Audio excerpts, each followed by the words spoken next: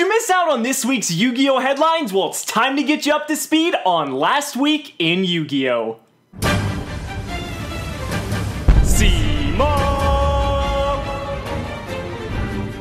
What's going on, guys? It's Cimo, and welcome to Last Week in Yu-Gi-Oh! The show where we discuss all of the headlines from the previous week. So, we had a bit of a slow week, but one of the biggest things that happened this week is that the Legendary Dragon decks were officially released, and I'm actually giving away a set of Legendary Dragon decks to one lucky subscriber. So go ahead and check out the video, enter the giveaway, and I wish you guys the best of luck. But moving on to this week's bigger headlines, we had a bit of a slow start, but there was some really explosive news towards the end. We'll get to that a little bit later. Starting off with pretty much what we had was circuit break name changes, which, you know, really people don't care about a whole lot. We had cards like Struggling Battle changed to Evenly Matched, which I can understand sometimes when they change stuff like Magibullets to Magical Musketeers, like because they want to avoid stuff about guns. That's totally fine. But when they change something that makes really no sense for them to change it,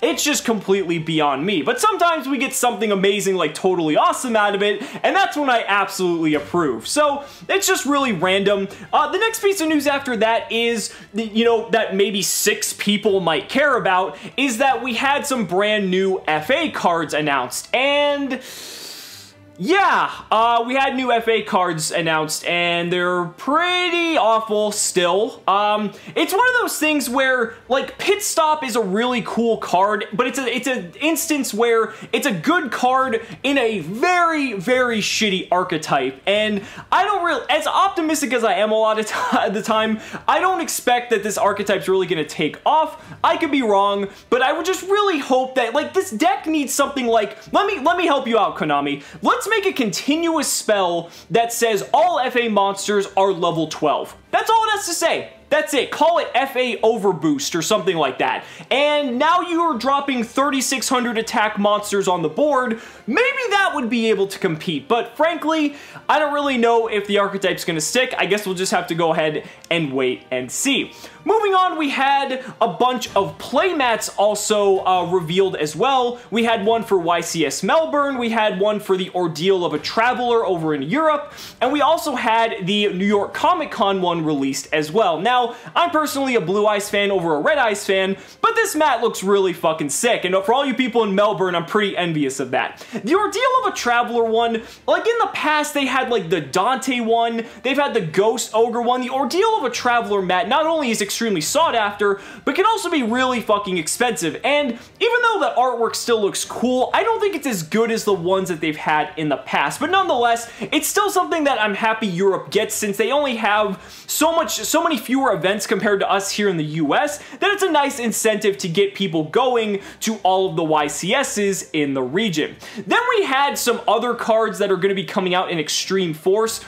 There's the new DD monster, which made me question if we're in fucking 2008, because why? Like, I know they give older support to archetypes sometimes, but this just seemed really random. It's kind of cool. If only it were a hand trap, it would just be fucking phenomenal, because its effect essentially removes the monster from the board, kind of like Burning Abyss Farfa, and then returns it back. But if it was in a hand trap, think you could kind of use it almost like a way to dodge removal, like a hand trap version of Interdimensional Matter Transporter, and now that we're in Master Rule 4, you'd be able to put it in a different zone. So if you're trying to free up space in your extra monster zone, you can put it in your main monster zone, kind of like Cyframe Lord Omega. That would be really, really cool. It wouldn't be broken or anything, but I think it would just be a really neat mechanic. But of course, it has to be on the field, so that takes pretty much all playability away from this card. Cool artwork nonetheless, but I don't really expect it to see any play. And then there was this other Link monster that's just like lolly fan service, the Link monster, and no one has even found a purpose for this Link monster yet. But, I mean, who knows? I'm sure a bunch of people will just love to have it in their collection. Now, moving on, for a lot of people who are fans like me of the original anime, Twitch TV is actually going to start streaming like 200 or 300 episodes of the original seasons, starting on October 15th at 12 p.m. Pacific. And I don't know about you guys, but I'm definitely going going to be tuning in, and if you're fans of the original anime like I am, that's going to be an absolute blast from the past. Now, some other things that came up, there was some promotional pack cards in Japan that got announced as well. Some interesting cards in there. There's like this new vanilla pendulum dinosaur card. There's this fusion that can like protect cards of a certain type or attribute. I don't remember specifically. And then there's this link monster that can only be link summoned if you have more cards in your extra deck than your opponent, which means it kind of lends itself towards pendulum players. And I find that really fascinating just overall as a mechanic, because the link monster itself is pretty good. It's kind of like a generic Mrs. Radiant, but has that stipulation there. So again, it kind of lends itself towards pendulum players. It's a neat idea. Again, will pendulums still be relevant by that time? Who the hell knows? But it's still a really cool card regardless. Now, again, the legendary decks came out and that was absolutely insane, but I think where this week just went from being absolutely boring to just fucking crazy was the fact that all of the cards got leaked out of Circuit Break, including their rarities. Italian Yu-Gi-Oh! Was having a fucking field day with this shit because they were just teasing cards. They were trying to get people to just like the stuff just to release more cards. Like, it was just hilarious, but one after another, cards are coming out, the rarities were coming out, and we got a lot of interesting takeaways from that. First off, I think the thing that surprised a lot of us was that Spiral Double Helix is actually an ultra rare. Now, I personally wasn't expecting that. I actually lost a bet and now have to eat a card on live stream because I said I would if Spiral Double Helix was anything other than a secret rare. But I'm not the only one who thought that Double Helix was going to be a secret rare, because it just made sense, because Double Helix is essentially the cornerstone of the Spiral deck and really takes the deck over the top and makes it the deck that it is. So the fact that it came as a surprise to us that it was an ultra rare was just mind-blowing, but also really good in a lot of ways, because now for anyone looking to play the Spiral deck, it's going to be a lot cheaper to acquire your copies of Double Helix, being that it's in the ultra rare slot. There's going to be more of them floating around, but also if you're trying to counter the deck, let's say you're playing something like Ghost Reaper and Winter Cherries, it's going to be easy for you to get your one copy to have in your extra deck to use that as a countermeasure. So ultimately, I think it's better for the game that this was an ultra rare. I think it just took everyone by surprise that it was. Then we had cards like Baguska being seen as a super rare, which is again a really powerful card that I think should have been a higher rarity, but we've had cards like Castel, the Sky Blaster Musketeer, which are just incredible, and those have been super rare cards before, so not really as big of a surprise. But the other really big shocker, I think, out of Circuit Break is that Destrudo is only a rare. This is a card I thought was going to be rarity bumped all the way to Ultra at a minimum, because Destrudo can do so many different things for so many different strategies that it's just actually insane that this card is only a rare. I highly anticipate Destrudo is going to be a super rare in the OTS Pack 6, because this is one of those cards that is absolutely too good to be only in the rare slot. So definitely look out for that. But overall, a lot of stuff got really rarity bumped as well.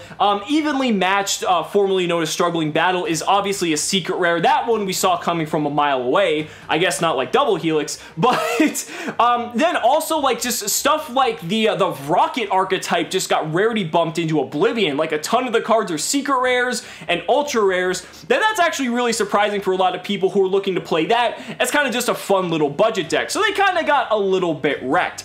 But wrapping up this week's episode of Last Week in Yu-Gi-Oh! If you guys remember, we've been tracking the OCG and their meta. If you remember, last week, Spirals were at 75% in terms of their dominance. Now they're all the way up to 86 fucking percent. So basically, OCG is now in a tier 0 format, and it's just going absolutely fucking crazy. Again, will this translate to the TCG? Time will tell. I think the fact that we still have Masterpiece in our format means a lot, but it's something that you definitely want to keep an eye on, especially as Circuit Break Cup becomes relevant and released in our meta in the next couple of weeks. And last but not least, if you guys remember a few weeks back, Konami was hosting hosting a contest in Japan for artwork on sleeves, and Morinfen was in the lead. However, Morinfen didn't win because Silent Magician and Traptrix Rafflesia ended up taking the lead at the last second, but Konami actually decided to release the Morinfen sleeves for sale and are expected to make those into an official product. I'm gonna be getting those because I cannot fucking believe that this actually is going to be a thing and that Morinfen's artwork is actually going to be printed and available on sleeves for purchase that Konami made. Those are just words in a sentence I never thought I would have to construct,